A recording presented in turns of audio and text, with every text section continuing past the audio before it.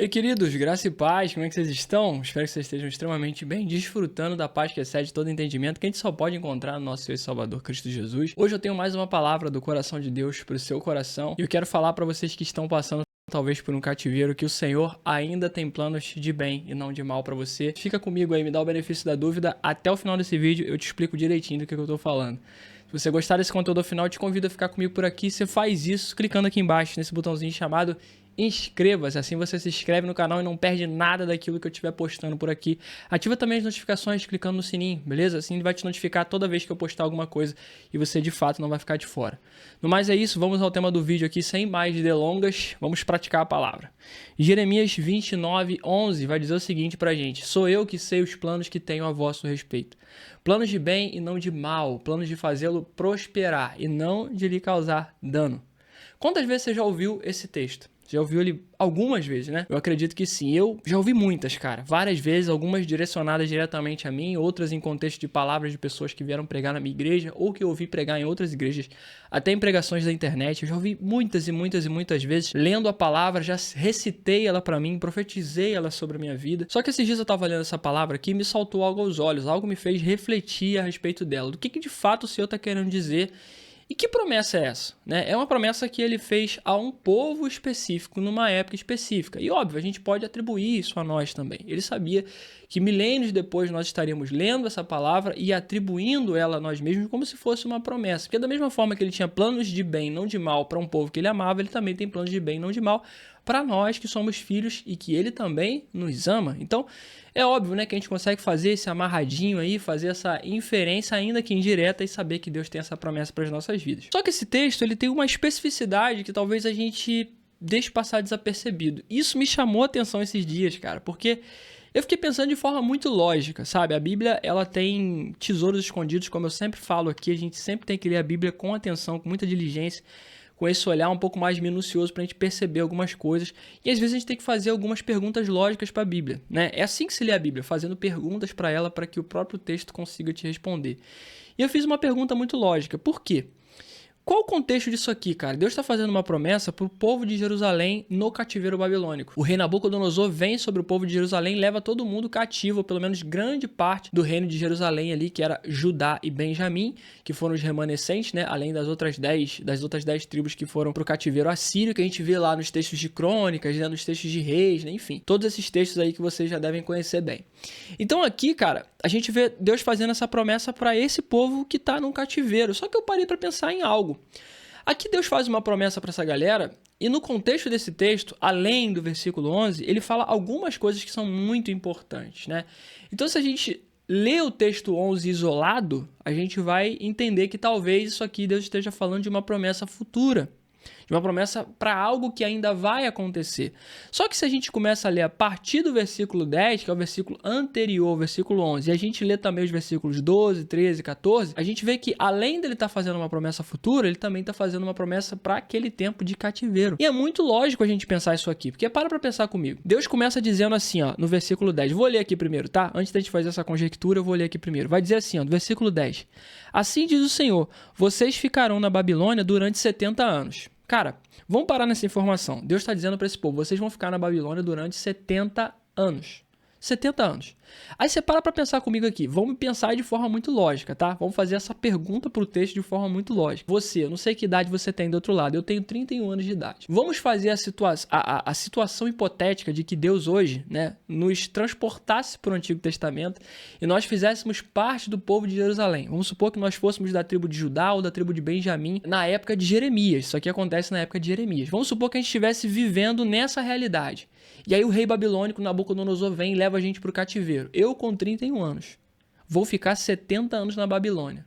Ou seja, eu não sei qual é a minha expectativa de vida, mas se eu não viver até os 100 anos, eu não veria essa promessa aqui se cumprir. Então, isso pressupõe dizer que Deus está fazendo uma promessa que não se adequa a todo o povo. Essa é uma primeira possibilidade. Só que existe uma segunda possibilidade também. E a segunda possibilidade é que essa promessa também era para ser vivida no tempo de cativeiro. Então, querido, o que eu quero trazer para vocês hoje com esse vídeo aqui é uma visão, uma troca de lente, para que você comece a enxergar as promessas de Deus, talvez por uma perspectiva diferente da qual você tem enxergado. Talvez você olhe para as promessas que Deus tem te feito, para aquilo que Deus liberou sobre a sua vida, uma palavra que você tem caminhado sobre, e você pense sempre que isso está relacionado a um tempo futuro. Mas e se essa promessa que Deus te fez já é para você estar usufruindo nesse tempo presente? Olha só o que o texto vai continuar dizendo para a gente. Ó. Depois disso, eu virei e cumprirei as boas promessas que lhes fiz e os trarei de volta para casa. Ele está dizendo que depois de 70 anos, ele vai libertá-los de lá. Mas durante os 70 anos, eles vão continuar cativos. Então, vamos de novo pensar pela lógica. Se alguém com 40, 50, 60 ou até 70 anos tivesse sido levado para o cativeiro babilônico, 70 anos depois, provavelmente essas pessoas já teriam morrido na terra do cativeiro. Então, logo, essa promessa que Deus faz em Jeremias 29:11 não se aplicaria para essa pessoa? Acredito que não. Acredito que essa promessa é uma promessa também para aquele tempo de cativeiro. E Deus vai continuar dizendo aqui, ó, versículo 11, porque eu sei os planos que tenho para vocês, diz o Senhor. São planos de bem e não de mal, para lhes dar o futuro que vocês anseiam. Naqueles dias, quando vocês clamarem por mim em oração, eu os ouvirei. Se me buscarem de todo o coração, me encontrarão. Aí aqui ele faz uma promessa futura. Ele diz assim, ó, serei encontrado por vocês, diz o Senhor. Acabarei com o seu exílio e os restaurarei. Eu os reunirei de todas as nações para as quais os enviei e os trarei de volta para casa, para a sua terra. Ele está dizendo que naqueles dias, ou seja, depois dos 70 anos se cumprirem, naqueles dias vocês me buscariam. E se me buscarem de todo o coração, eu libertarei vocês, trarei vocês de volta para casa. Agora vamos um pouquinho antes ao versículo 10. Lá no versículo 7, olha o que o Senhor vai dizer para o povo. Lembrando que isso aqui está tudo no contexto do mesmo capítulo, tá? Jeremias está dizendo isso aqui para o povo em sequência. Então olha o que está dizendo aqui, ó. Trabalhem pela paz e pela prosperidade da cidade para a qual os deportei. Orem por ela ao Senhor, pois a prosperidade de vocês depende da prosperidade dela. Então o que Deus está dizendo aqui no 7? Orem pela prosperidade da terra em que vocês estão cativos. Orem pela prosperidade da Babilônia, porque a prosperidade da Babilônia também é a prosperidade de vocês. Se a Babilônia prosperar, vocês também vão prosperar porque vocês estão nela. E o que ele fala para o povo lá em 29:11? Qual é a promessa? Eu sei os planos que tenho a vosso respeito. Planos de fazê-lo prosperar e dar o fim que vocês desejam. Levando em consideração que algumas pessoas tiveram o seu fim na Babilônia, nunca mais saíram de lá, essas pessoas tiveram que prosperar onde? Na terra do cativeiro. Ei, querido, por que você ainda não está prosperando?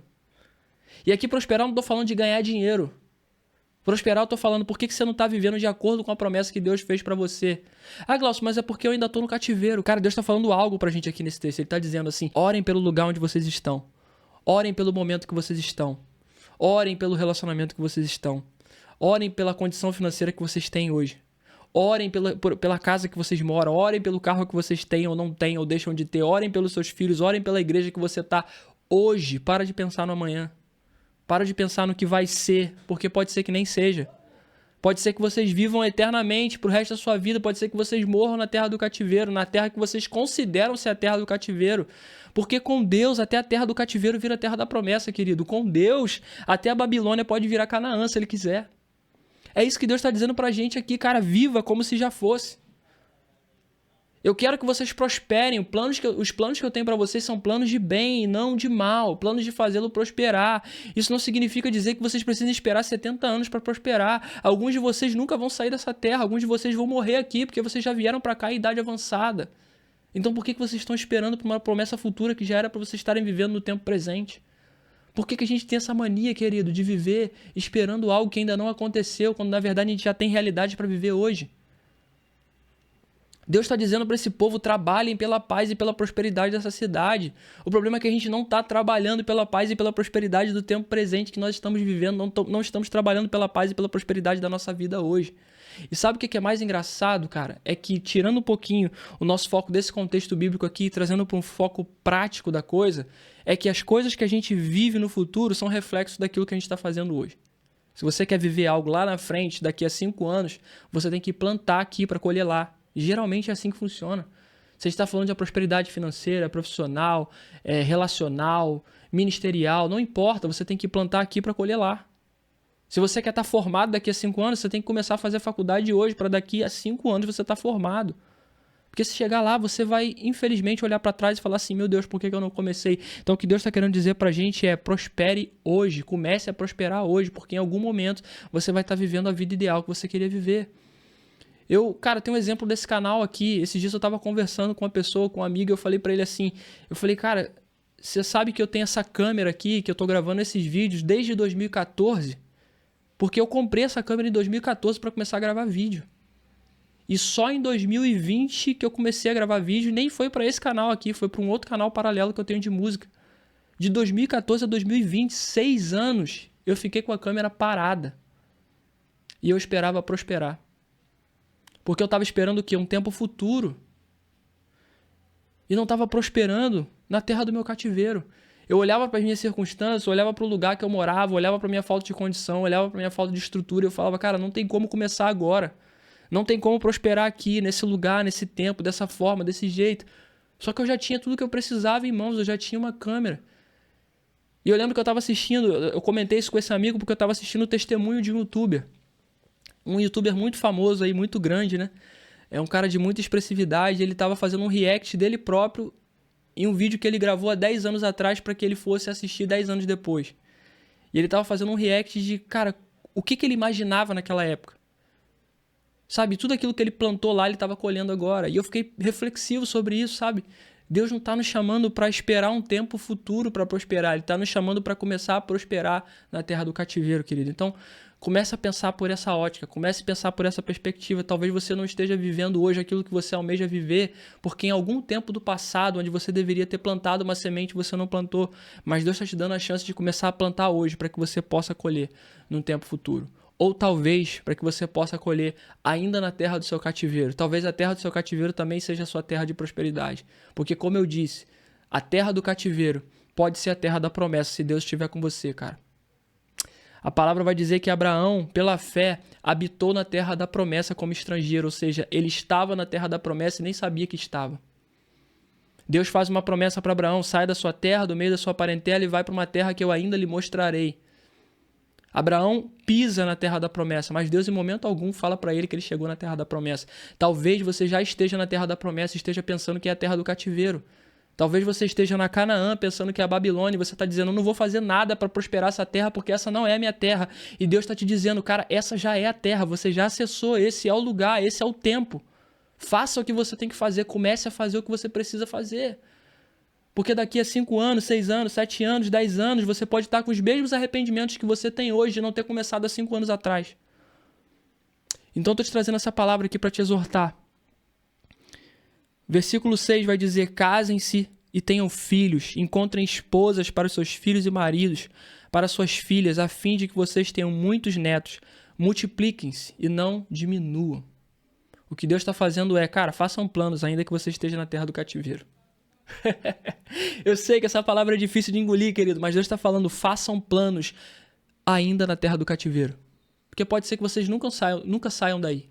Mas eu posso transformar a terra do cativeiro na terra prometida. Eu posso fazer um oásis em meio ao deserto. Eu não preciso de condições perfeitas para fazer você prosperar. Eu tenho planos de bem, não de mal, planos de fazê-lo prosperar e dar o fim que você deseja, ainda que seja na terra do cativeiro, ainda que você morra nessa terra, que não é a terra que eu tenho para você agora, nesse tempo futuro, ainda que a terra prometida seja só na eternidade, eu posso te fazer prosperar nessa terra de aflição.